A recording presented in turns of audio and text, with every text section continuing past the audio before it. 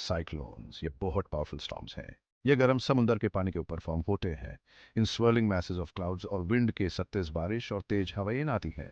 ये बहुत ज्यादा नुकसान पहुंचा सकते हैं। इन स्टॉर्म्स को समझना बहुत जरूरी है। ह्यूमन ये जाना होगा कि जब ये आते हैं तो सेफ कैसे रहें। साइक्लोन्स को दुनिया के अलग अलग हिस्सों में अलग अलग नामों से जाना जाता है।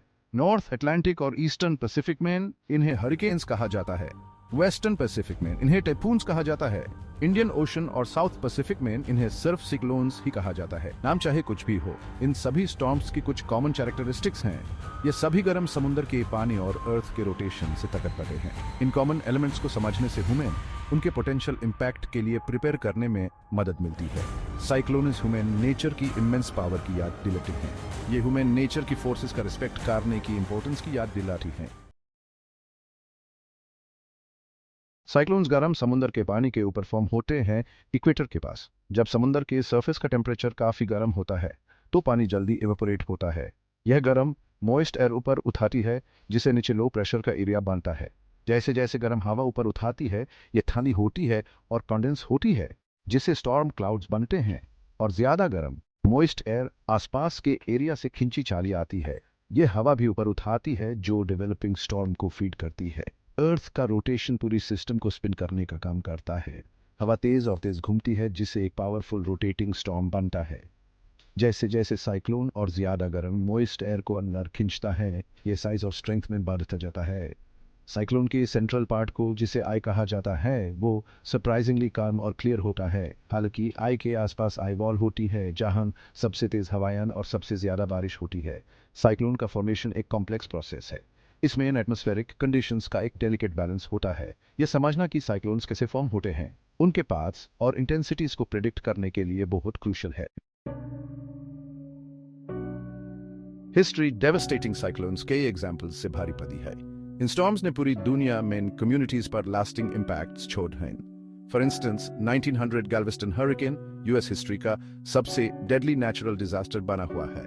इसने अनएस्टिमेटेड 8000 जानें ले ली थी। 1970 में भोला साइक्लोन ने प्रेजेंट डे बांग्लादेश को स्ट्राइक किया था। इस डेवस्टेटिंग स्टॉर्म की वजह से वाइड स्प्रेड डिस्ट्रक्शन हुई और जानमाल का बहुत बड़ा नुकसान हुआ, जो अनएस्टिमेटेड 300,000 से 500,000 लोगों के बीच था।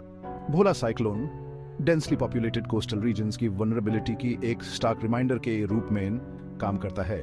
2005 में हरिकेन कतरीना ने यूनाइटेड स्टेट्स के गल्फ कोस्ट को डेवास्टेट कर दिया था। इसने कैटास्ट्रॉफिक डैमेज किया, खासकर न्यू ऑर्लिन्स लुइसियाना में। हरिकेन कतरीना ने लेवी मेंटेनेंस और डिजास्टर प्रिपेयर्डनेस की इंपॉर्टेंस को हाईलाइट किया था। यह हिस्टोरिकल इवेंट्स साइक्लोन्स की इमेंस पावर को अंडरस्कोर करते हैं। यह human and destructive forces of nature को समझने, रिस्पेक्ट करने और इनके लिए प्रिपेयर रहने की इंपॉर्टेंस की स्टार्क रिमाइंडर्स देते हैं। Section 4 the power within wind speeds and categories. किसी साइक्लोन की स्ट्रेंथ उसकी विंड स्पीड से डिटरमिन होती है। Saffir Simpson hurricane wind scale hurricanes को 5 कैटेगरीज में कैटेगराइज करता है। कैटेगरी 1 हरिकेन्स में सबसे कम विंड स्पीड्स होती हैं, जबकि कैटेगरी 5 हरिकेन्स में सबसे ज्यादा। कैटेगरी 1 और 2 हरिकेन्स ट्रीज, पावर लाइंस और मोबाइल होम्स को सिग्निफिकेंट डैमेज पहुंचा सकते हैं। कैटेगरी 3, 4 और 5 हरिकेन्स को मेजर हरिकेन्स माना जाता है। ये बिल्डिंग्स, इंफ्रास्ट्रक्चर और कोस्ट लाइंस को कैटास्ट्रॉफिक डैमेज पहुंचाने में कैपेबल हैं। किसी साइक्लोन में विंड स्पीड पूरी स्टॉर्म में यूनिफॉर्म नहीं होती है। सबसे तेज हवायान आई वॉल में होती है, जो काल्म आई के इमीडिएट सराउंडिंग एरिया होती है। जैसे जैसे आप आई वॉल से दूर जाते हैं, विंड स्पीड्स ग्रेजुअली कम होती जाती हैं।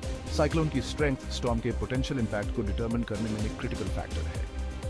डिफरेंट कैटेगरीज और उनसे जुड़ी विंड स्पीड्स को समझने से कम्युनिटीज को उन स्पेसिफिक थ्रेट्स के लिए प्रिपेयर करने में मदद मिलती है, जिनका उन्हें सामना करना पड़ सकता है। Section 5 unleashing nature's wrath impacts on our world। Buildings, forests और लोगन पार साइक्लोन्स का इंपैक्ट डेवास्टेटिंग हो सकता है।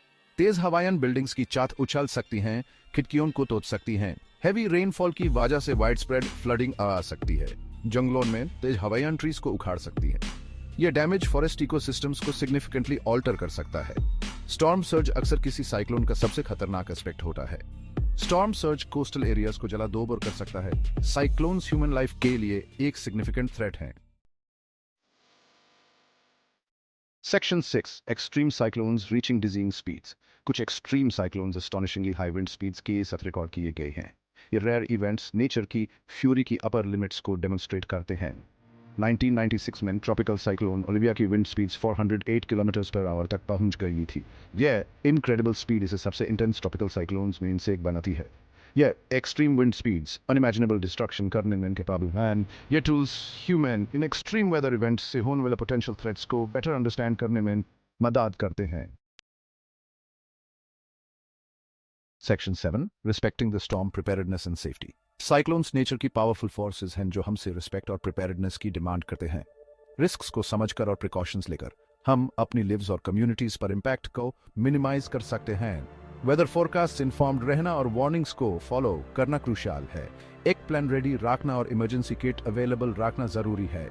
साइक्लोन के दौरान स्टडी स्ट्रक्चर में शेल्टर सीक करना इंपॉर्टेंट है। रेडियो, टीवी या मोबाइल ऐप्स के थ्रू स्टॉर्म अपडेट्स इन्फॉर्म्ड रहना क्रूशियल है। साइक्लोन के बाद कॉशन एक्सरसाइज करना एसेंशियल है। डाउन्ड पावर लाइंस और डिब्री सिग्निफिकेंट रिस्क पोज करते हैं।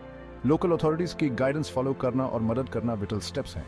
साइक्लोन्स ह्यूमन नेचर की पावर और प्रिपेयर्डनेस की इंपॉर्टेंस याद दिलाते हैं।